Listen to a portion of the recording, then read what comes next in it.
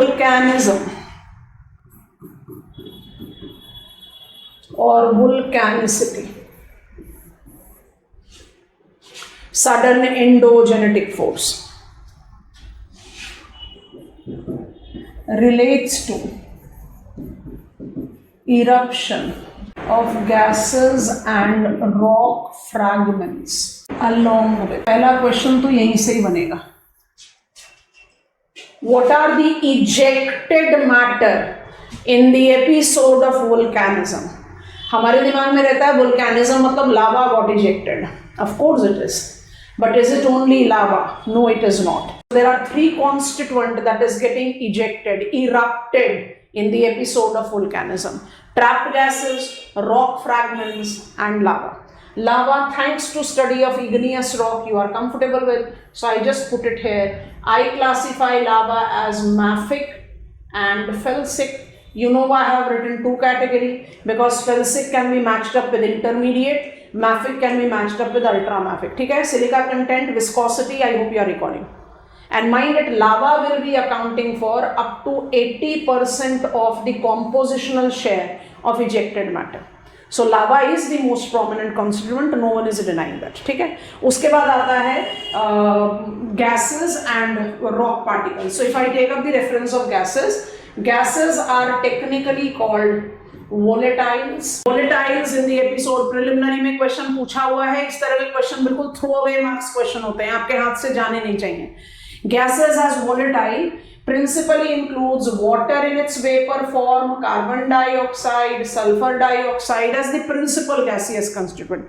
But what you need to understand prominently is that water vapor accounts for more than 80% share of volatile. And this was the question asked in preliminary examination. Which among the following is the most prominent trapped gas ejected in the episode of volcanism? It is water in its vapor form. And mind it, the overall share of volatile in the eruption of volcanic activity is less than 5%. So 80% is lava, less than 5% is trapped gases. And among the trapped gases, water vapor takes more than 80%. So carbon dioxide, sulfur dioxide, hydrogen sulfide, they all are minor, trace.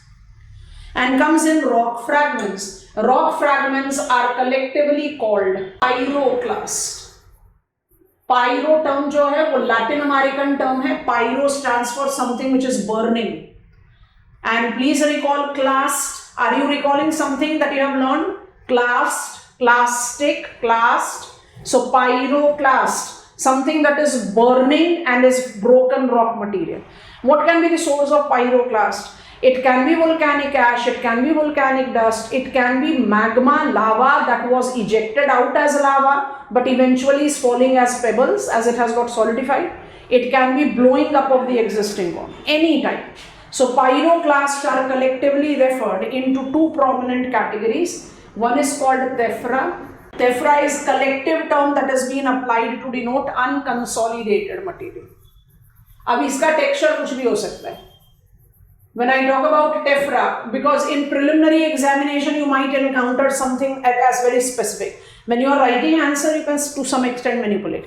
Pyroclast is called tephra when it is unconsolidated. So please recall sedimentary rock का clastic category. If I am saying mud and clay and silt and sand, I am not talking about rock, I am talking about rock fragments, yes or no? When they get cemented and compacted, then you say it is shale, it is mudstone, it is siltstone. So ये unconsolidated है, यहाँ पर कोई consolidation नहीं हुआ. It can include multiple varieties which can be applied as I said, volcanic ash can be there, volcanic dust can be there.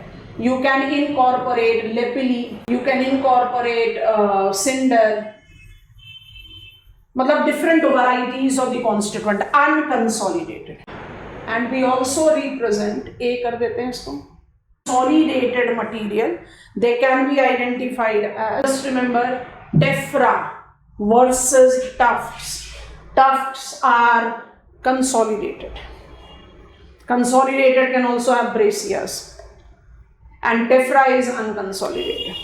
And I think it goes easy. अगर 80% share आपने magma को दे दिया, 5% share आपने volatile को दे दिया, सो you'll be having some less than 15% that goes with pyro. Volcanism or volcanicity is a sudden endogenetic forces that marks up eruption of gases, volatile, eruption of rock fragments, pyroclast, and eruption of lava, felsic and mafic. Lava is the most prominent constituent, but we do have got volatile and pyroclast. And it is based on this that we categorize. It is not that popular. Can I proceed? It is based on this that we categorize volcanic emission intensity. अब ये आपको नाम याद रखने हैं, हम इस diagram में आपको दोबारा लेकर आ रहे हैं, पहले हम आपको आसान तरीके से समझा रहे हैं, ठीक है? ध्यान से देखना, this is what you have to learn, all the names you have to take into consideration. So VEI, volcanic emission intensity, is basically the same thing that you apply with earthquake. Earthquake में आपने पढ़ा ना intensity and magnitude. So volcanism में भी intensity based categories होती हैं, Hawaiian, स्ट्रम्बोलियन, सबपिलीनियन जिसको वुल्कानियन और सुस्टेरियन भी बोलते हैं, पीलियन जिसको फ्रियाटोपीलियन एंड अल्टापीलियन। अब इन कैटेगरीज को याद कैसे करें, समझा रहे हैं वन बाय वन, और इसको समझ के फिर इस डायग्राम पर आ गए तो फिर आप बोलोगे हाँ ये तो बहुत आसान था, it was not that difficult. तो क्या करते हैं, दो चीजें ड्रॉ करते हैं in the horizontal and vertical axis. What are we learning? VEI। आप एक बार सोच कर देखना as we proceed. So let me just put on maximum that I can include in the frame, so I can come from here. बहुत आराम से समझ में आएगा, ध्यान से देखेंगे, ठीक है? यहां पर हम क्या कर रहे हैं, वर्टिकल एक्सिस में we are plotting height of eruptive column, ठीक है? सो यहां पर हम प्लॉट कर रहे हैं हाइट ऑफ इरप्टिव, और हम हॉरिजॉन्टल एक्सिस पर इंटेंसिटी को इंक्रीज करते हुए चले जाएंगे। अभी अटेम्प्टिंग डायग्राम लेटर ऑन, पहले कैटेगरीज क्रिएट करते हैं। अब ध्यान से देखो और समझने की कोशिश करो। When I start with what will be the least height of eruptive column and least intensity, I'll start from here and I'll give it the range like this, ठीक? And the categories that we are creating: Hawaiian, Strombolian, Vulcanian, Pillenian, Ultrapillenian, ठीक है? Synonymous names भी लिख देते हैं। Hawaiian can also be called Icelandic, Vulcanian is also called Pelian. It correlates with Sutzian also.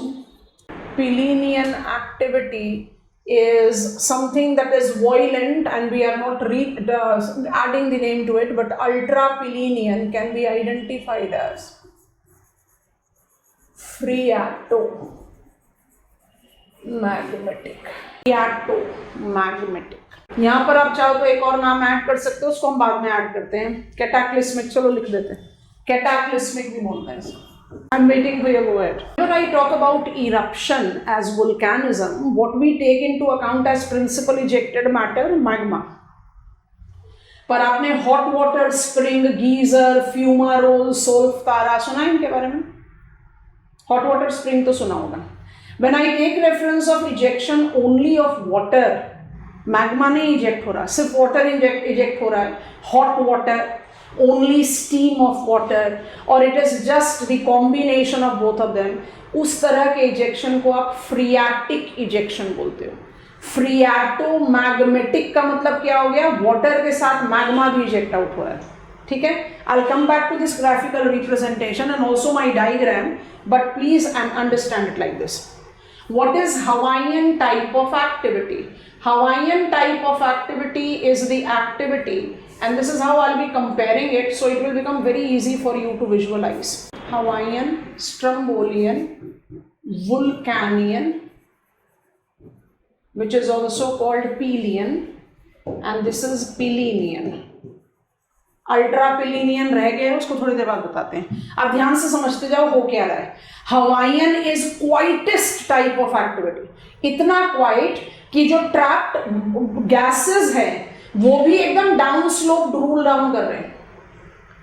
It is quietest. There is no violent ejection. It is attaining its name from Hawaiian Island and Iceland Island, इसलिए इसको Hawaiian या Icelandic type बोलते हैं. If this is the domain of its eruption, by default it will not be related to anything that is hazardous. You sit in lab and try to create out the condition. What will be the condition which will make a particular activity violent or a particular activity quiet? जो erupted matter है उसका combination बनाए. सब लोग pen drop करो, सोच कर देखो. If my ejected magma is more felsic, धीरे धीरे बोल रहे हैं, विजुअलाइज करते जाना. If my ejected magma is more felsic, I have got high amount of trapped gases, my intensity of ejection will be stronger. जल्दी से गो अहेड दे दो. फेल्सिक मैग्मा किस तरीके का मैग्मा होता है? विस्कस. जैसे जैसे वो ट्रैवल करेगा सरफेस की तरफ, it will start getting higher in its viscosity. It can block its own passage also. Higher the viscosity of magma, more the trapped gases, more violent will be the ejection. Plinian type का जो ejection height है वो 50 kilometres तक हो सकता है. 50 kilometres मतलब आप एटमॉस्फेयर के थर्ड लेयर पर पहुंच गए हो. So what will be the combination here? Combination here will be immense felsic magma, immense amount of trapped gases. And what will be the combination here? Magma must be mafic, mobile, Hawaiian. Yes or no?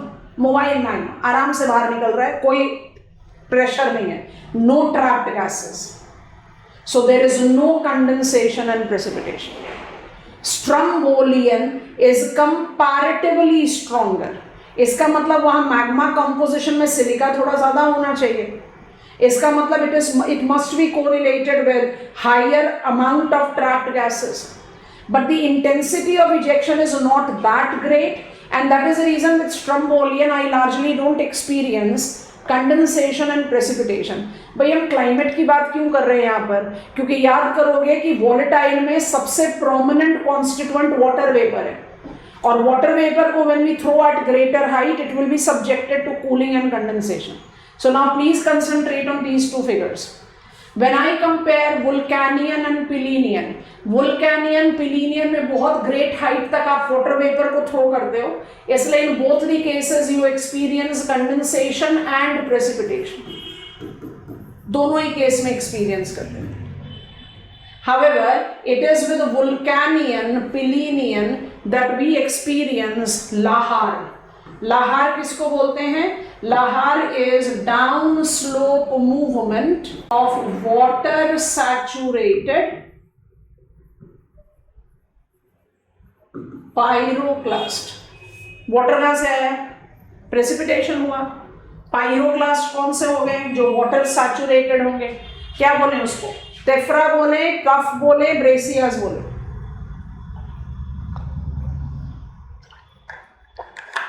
Unconsolidated tephra must be finer in texture, क्योंकि fine texture ही तो water saturated होगा. And please see what I have done with Pillenian. Pillenian is identified to be so destructive that it blows off the existing cone. You must have heard about Krakatoa. It's Indonesian volcanic mount. It has been so violent in its activity that it has made 2/3 of the island submerged and the existing cone blown off. So Pillenian compared to Pillenian, Pillenian is more intensified, where both the records of Pillenian activity we have experienced existing cone blown off. And actually Krakatoa in its last episode have marked up the mobilization of phreatomagmatic. क्योंकि पहले episode में it was end of 19th century, 2/3 of the island got submerged. तो जो submarine volcanic activity में heated water combined with magma ejected out, so it created the complete loss. Every action has equal and opposite reaction. Krakatoa island is gone from the map of world. Krakatoa Island used to be between Sumatra and Java Islands, Indonesia. So actually Krakatoa makes example of on record Pillenian and ultrapillenian. Ultrapillenian किसको बोल रहे हैं? Phreatomagmatic. अब phreatomagmatic को समझने के लिए I have to go back to my image. I hope you are giving me go ahead. अच्छा, लाहौर क्यों नहीं एसोसिएट करते पिलीनियन से? लाहौर के लिए 3 चीजें चाहिए. Higher amount of pyroclast. I think Pillenian will create more pyroclast, all of us will agree. Amount of water. Precipitation is in both the cases. And slope. Pillenian में slope तो खत्म हो गया ना, you have blown up the cone. Lahar thus is more typical to Vulcanian. Pelian, not Pillenian. अब जरा थोड़ी देर के लिए इस डायग्राम को देखो, अब बहुत आराम से समझ में आ जाएगा. ऐसा लगा एक्सप्लोसिविटी VEI 0 is Hawaiian, 1 to 2 is Strombolian, 2 to 3 Vulcanian, 3 to 4 5 Pillenian and 5 6 8 ultrapillenian. तो VEI इंडेक्स के कितने लेवल्स हो गए? VEI इंडेक्स के लेवल हो गए 0 से लेकर 8. सो किसके कंपैटिबिलिटी में हो गया ये? VEI. What is the range of the index? 0 to 8. Richter scale. तो एक्सप्लोजन मिनिमम. स्ट्रम्बोलियन 2 तक. वुल्कैनियन 3 से 4. पिलीनियन 4 से 5. अल्ट्रा पिलीनियन 6 से 8. I think you have understood. Ultrapillenian is phreatomagmatic. अब क्योंकि आपको phreatomagmatic समझाया है, इसलिए जरा phreatic भी बता दें, उसके बाद फिर आपको volcanic features as variability developer बताते हैं. So I go here. It's vertically aligned diagram. I think this is sufficient. ध्यान से देखो, समझो. When I talk about phreatic ejection, I'll be shrinking it after this, but please see and make sense with it. Superheated water. Why it is heated? Because I have got the magma chamber with which it is getting affected. Superheated water can be subjected to ejection, and if it is getting ejected, be very careful, if it is getting ejected as water with steam, we call it geyser. We call it geyser. If it is only having water, we call it hot water spring. If it is only emitting steam, as you can see here, if it is only emitting steam, we call it fumaroles. अब वो ध्यान से notice करना, ये सब भी तो eruptions ही हैं, बट यहाँ मैग्मा नहीं है. तो ये कौन से टाइप ऑफ इजेक्शन हो गए? फ्रीएटिक. मैग्मा होगा, पहले डायग्राम को देखो, मैग्मा होगा तब you will call it phreatomagmatic. I hope you are understanding. So सोच कर देखते हैं, what are the examples of phreatic eruption? Phreatic eruption can be hot water spring, geysers and fumaroles. Hot water spring, geysers and fumaroles. When I take up the reference of fumaroles, I have 2 variants. I'm just coming on to it. Preliminary question बन सकता है. तीनों की intensity को अगर compare करें तो कुछ गारंटी नहीं दे सकते कि all fumaroles will be much more intense or geysers will not be. Very wrong for us to say. But one thing we can surely identify.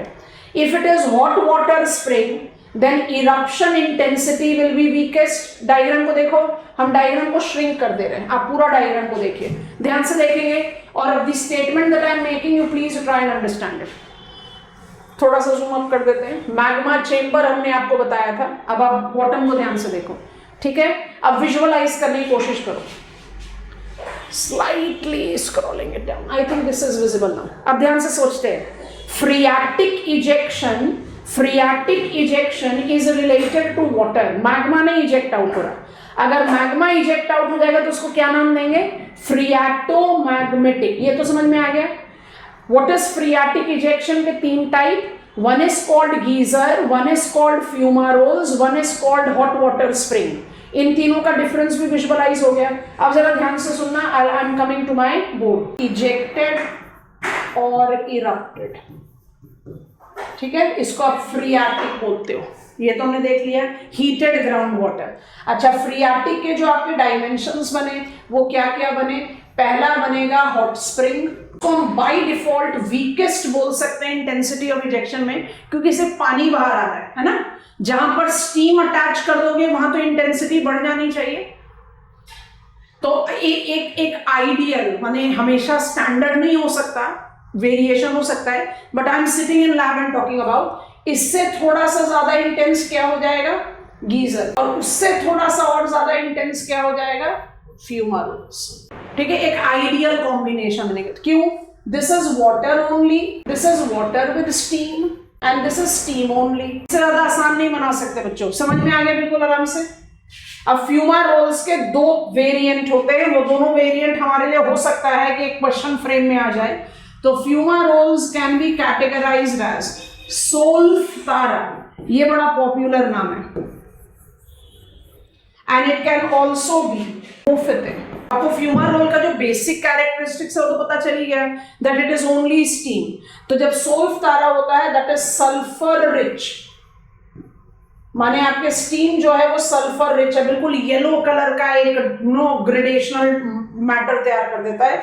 और मोफिक जो होता है वो कार्बन डाइऑक्साइड रिच है. तो याद करो कौन कौन से ट्रैप्ड गैसेस हैं जो वोल्केनिज्म में बाहर आते हैं वाटर वेपर के अलावा? Carbon dioxide and sulphur dioxide. I hope it is done. Back to square one. अगर फ्रीआर्टिक में मैग्मा भी ऐड हो जाए तो उसको बोलते हैं अल्ट्रा पिलीनियन, माने it becomes to violent.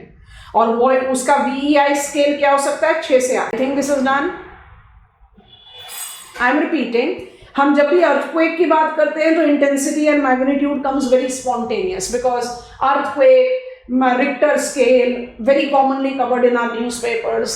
To some extension we are also familiar with Mercalli scale, but volcanism में हम इंटेंसिटी की बात करते ही नहीं है. और कई बार हम वहीं पर ही ट्रैप हो जाते हैं, क्योंकि वोल्केनिज्म में हमारा फोकस कहाँ चला जाता है? It tends to develop second order relief feature. So our focus goes on towards its second order relief feature. Of course that is important, but then it is incorporating VEI. तो VEI में क्या करना है? Magmatic, जहां magma involve है, magmatic, Hawaiian, Strombolian, Vesuvian, Plinian and ultra Plinian, increasing order of intensity. और जब ultra पिलीनियन की बात करते हैं तो उसका नाम क्या है? Phreatomagmatic. Is phreatomagmatic only example of phreatic ejection? ना, phreatic ejection can be without magma. और जब वो विदाउट मैग्मा हो तो हम उसको हॉट वाटर स्प्रिंग, गीजर्स और फ्यूमारोल्स बोलते हैं. और बेसिकली बायोजियोग्राफी में आपको समझाएंगे, जब इकोलॉजी समझाएंगे, then I talk about it. Phreatic का एक टाइप होता है जो ओशन बॉटम पर है. आपने नाम सुना होगा, हम उसके बारे में डिटेल्स में बाद में बात करेंगे. Hydrothermal vents,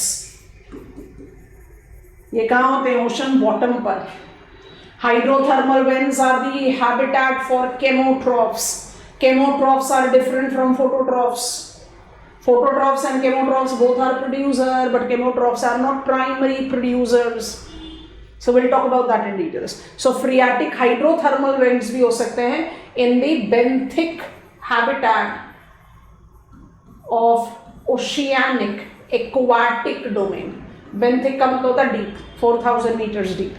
These are the locations of our phreatic activity. So it's Yellowstone National Park, United States of America, सबसे पॉपुलर लोकेशन है. उसके अलावा अलास्कन रीजन में भी देखने के लिए मिलता है. El Tetao, it is identified with Chile and Argentina boundary. All the belt of Great African Rift Valley. Iceland बहुत अच्छा एग्जाम्पल है. वैली ऑफ गीजर, ये वाला जो पॉइंट है ना, इसको बोलते हैं कमचटका पेनिनसुला. ये किसका हिस्सा है? रशिया. यहाँ पर वैली ऑफ गीजर्स हैं. And Taupo is in New Zealand, northern island of New Zealand. ये सब कुछ इंपॉर्टेंट लोकेशंस हैं फ्रीएटिक इजेक्शन के. दिस वाज सबसे popular Yellowstone National Park of United States of America. Maximum names are coming from there. Okay, I want you now to see earth volcanism as variability developer. So इसके लिए ध्यान से देखो, ये NCERT domain पर है और मेरे ख्याल से इससे ज्यादा आसान तरीके से इसको नहीं समझाया जा सकता. What are the features? No need to concentrate on the write-ups. You don't need to. I'll making it easier for you. If I talk about volcanoes as variability developer, how many types of features it can generate? It can generate volcanic mounts. कल बताया था ना, mount plateau, volcanic mounts. अब इस mounts के कुछ कुछ examples हैं. एक माउंट कुछ इस तरीके का बनता है, हर वोल्केनो के टॉप पर इस तरह का एक डिप्रेशन होगा, उसके बारे में बात कर रहे हैं. शील्ड वोल्केनो, पहले आप इमेजेस को नोटिस कर लो, फिर हम आपको आसान तरीके से समझा रहे हैं. ध्यान से देख जाओ. Shield volcano is distinguished from stratovolcano. Volcanic domes, ये एनसीईआरटी के टर्म्स हैं, इसलिए हमने ये वाले इमेज सेलेक्ट किया आपको बताने के लिए. And cinder cons. सिंडर याद करवाओ क्या है. सिंडर किसमें बताया था. Cinder is which type of ejected matter. Pyroclast. Which are the principal types of volcanic mounts volcano can develop as second order relief feature. एक को बोलते हैं शील्ड वोल्केनो. शील्ड वोल्केनो क्या होता है. It is more flat, it is more broad. You have seen the images. If you try to see it with the easier dimension, understand. Shield volcano will be like this. It will have much broader dimension of its development because it will be associated with what? More basic magma. Decode करो. Basic magma, mafic magma, mobile magma, जो broad base create करेगा, gently sloping sides होंगी, height कम हो सकता है. Hawaiian type of activity, Icelandic type of activity is largely associated with shield volcanoes. Logic. तो shield का मतलब क्या हो गया. बेसिक कोन बोलते हैं इसको. बेसिक कोन का क्या मतलब है. Basic cone is that I will be having broad base, gently sloping side, shorter height. उसके बाद जो आपका स्ट्रेटो वोल्केनो है, इसको आप फेल्सिक कोन बोल सकते हैं. Felsic cone basically is related to much narrower base, taller height, and this by default goes with the categories like Strombolian, Vulcanian, Plinian. सबके साथ आप स्ट्रेटो वोल्केनो को जस्टिफाई करेंगे. स्ट्रेटो क्यों बोलते हैं. क्योंकि it will be developing with multiple episode of ejection. एक ही एपिसोड में तो आप हाइट क्रिएट नहीं कर लोगे. एक बार इजेक्ट हुआ, सॉलिडिफाइड, नेक्स्ट इजेक्ट हुआ, सॉलिडिफाइड, नेक्स्ट इजेक्ट हुआ. सो देयर आर लेयर्स, इसलिए इसको स्ट्रेटो वोल्केनो कहते हैं. इसी के कुछ वेरिएंट्स हैं जिसको हम वोल्केनिक डोम या सिंडर कोन बोलते हैं. वोल्केनिक डोम्स क्या होते हैं. डोम्स माने कोनिकल डायमेंशन ही है.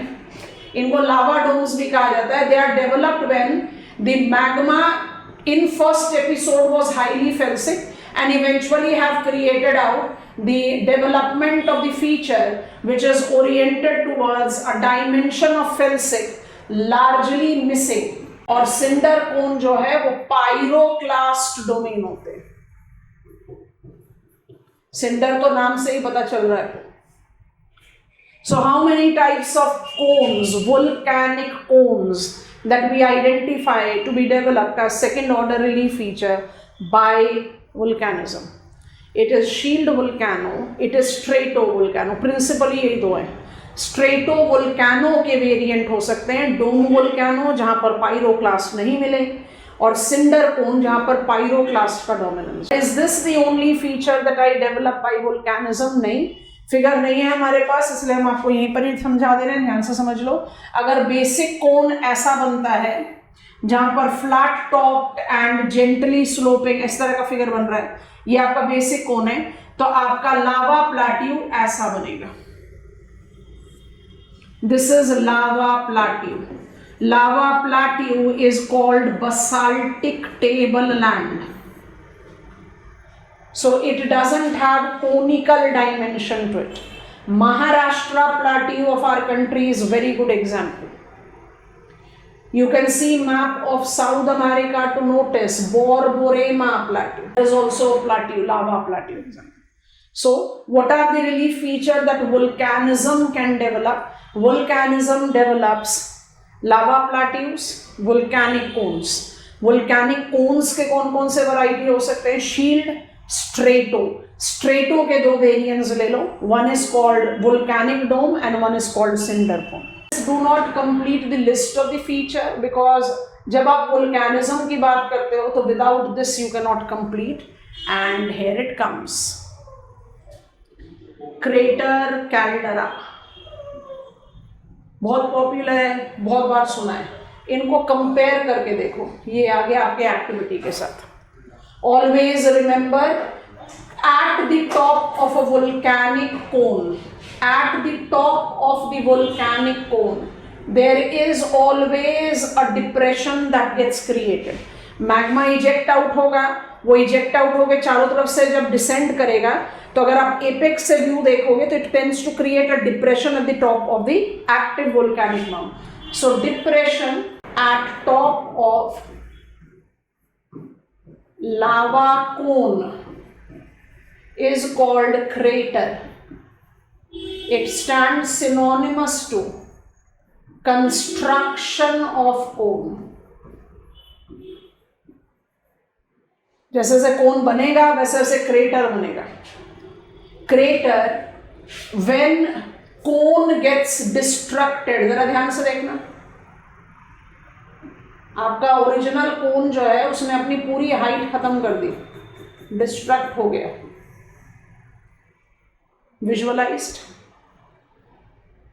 Distracted, thus enlarged. Crater is caldera. माने कैल्डरा हमेशा डिस्ट्रक्शन के साथ एसोसिएटेड होगा, क्रेटर हमेशा कंस्ट्रक्शन के साथ. क्रेटर हमेशा छोटा साइज होगा कैल्डरा से. कैल्डरा के फॉर्मेशन के बहुत सारे रीजन हो सकते हैं. Caldera can be formed by blowing of,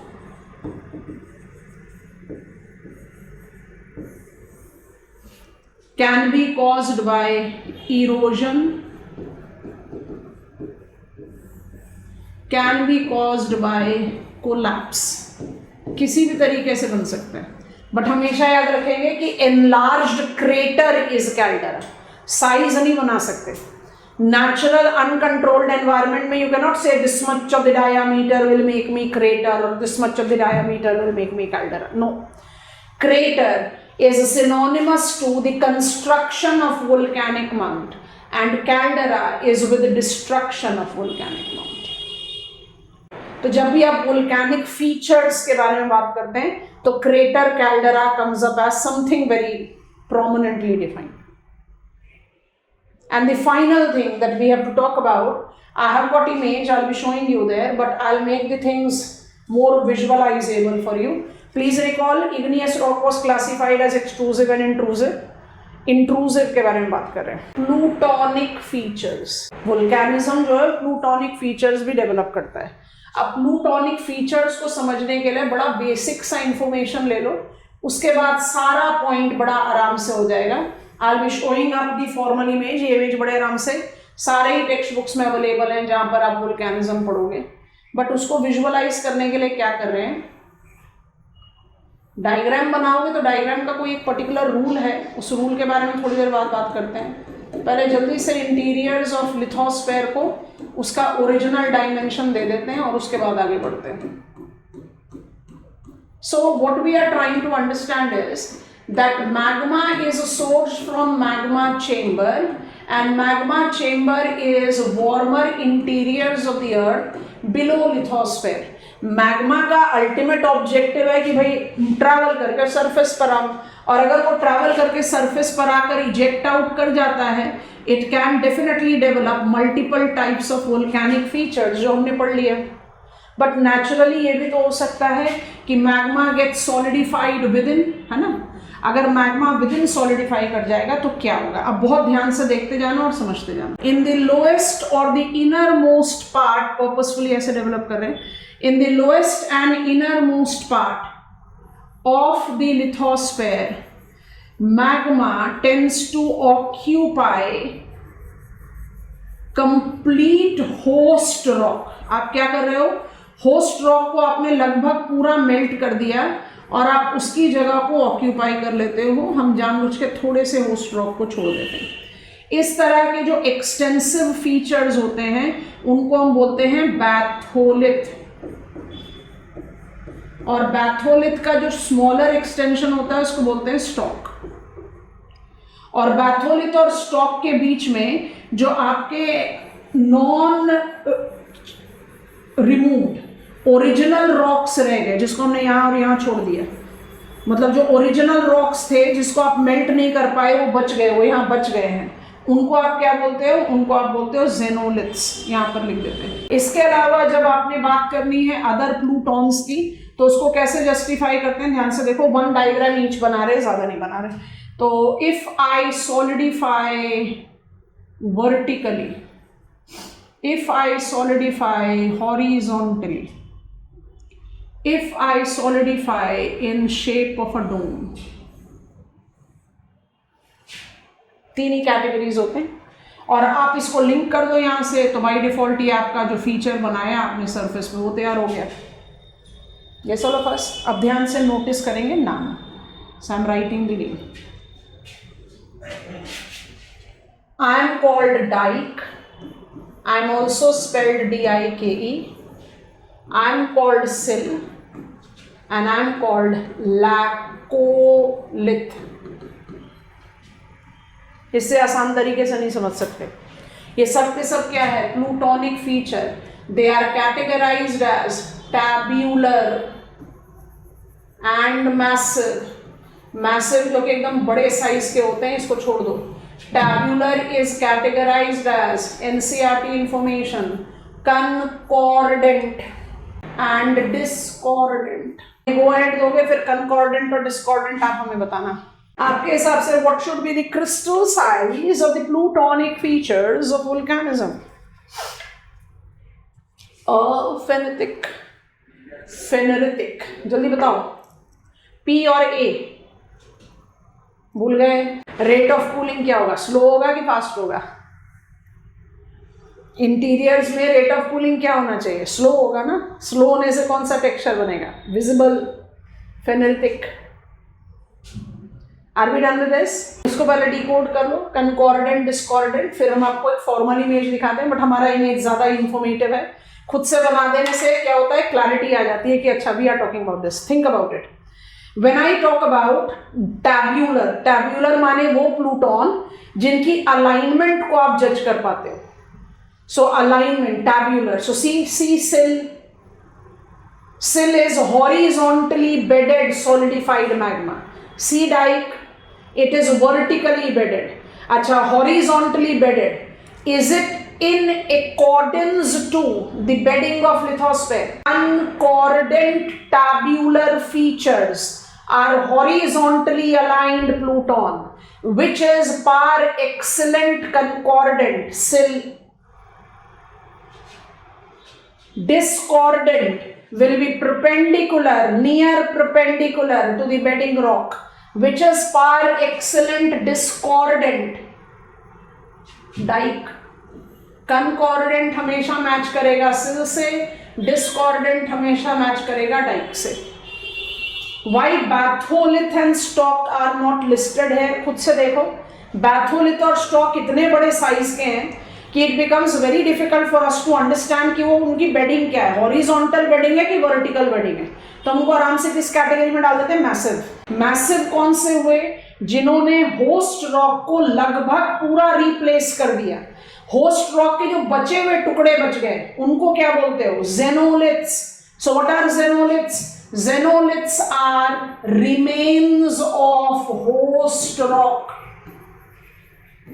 And I think it comes very clear कि massive के साथ ही आप xenolith को associate करोगे. I hope it is comfortable. क्योंकि massive is where you have removed host rock near completely. अच्छा चलो, laccolith के बारे में मदद करो. अगर प्रिलिमिनरी का क्वेश्चन है तो मुझे अप्रोप्रिएट करना पड़ सकता है. मुझे कहा गया consider the given pair which of them are correct, ठीक, सुनना ध्यान से, पेन ड्रॉप कर दो। Consider the given pair which of them are correct. Pair 1 में आपका पेयर 1 में दिया हुआ है कंकॉर्डेंट फीचर एग्जाम्पल। सो मान लीजिए कि मुझे दिया गया है sill, concordant, dike, discordant. I know both the pairs are correct, है ना। Ideally when I write the answer I say laccolith. Laccolith का कैसा शेप हुआ? Dome shape. Laccolith is dome shaped. इसको हम एसोसिएट करते हैं कंकॉर्डेंट से, इसको हम सिल के साथ एसोसिएट करते हैं। डिस्टिंक्शन क्या रखते हैं? Sill will develop when there is more mafic magma, laccolith will develop when there is more felsic magma. Visualise कर पा रहे हो? So when you are writing answer in main, आप लैकोलिथ को आराम से लिखो कंकॉर्डेंट के साथ, पर प्रिलिमिनरी में लैकोलिथ को फ्लेक्सिबल कैटेगरी रखना। कैसे रखना सोच कर देखो। लिस्ट 1 में दिया हुआ है कंकॉर्डेंट, डिस्कॉर्डेंट, और लिस्ट 2 में दिया हुआ है सिल और लैकोलिथ। तो सिल को तो आप चेंज कर ही नहीं सकते हो, सिल तो जाएगा कंकॉर्डेंट के साथ। अब लैकोलिथ हो जाएगा आपका discordant. I hope you are understanding. अब सिल को रिमूव कर दो, क्वेश्चन में मान लो आ गया डाइक एंड लैकोलिथ, तो डाइक तो जाएगा डिस्कॉर्डेंट, अब लैकोलिथ क्या हो जाएगा? कंकॉर्डेंट। सो लैकोलिथ को फ्लेक्सिबल कैटेगरी में रखेंगे। I think this is comfortable. Preliminary में कई बार हमें अप्रोप्रिएशन करनी पड़ती है। अब ध्यान से देख लो इस वाले इमेज को, हमने आपको ज्यादा आसान वाला डायग्राम बना के बताया, आपके पास ज्यादा इजी डायग्राम। लैकोलिथ भी दिख गया, सिल भी दिख गया, स्टॉक भी आ गया, बैथोलिथ भी आ गया। रादर इस डायग्राम में क्या नहीं आया? इस डायग्राम में क्या नहीं आ रहा? ज़ेनोलिथ। यस और no? Give you brief outline of continent drift and plate tectonic, and will be introducing us to map of India tomorrow. I sincerely advise you to go through your reading of your NCERT along with what you have taken up in your learning.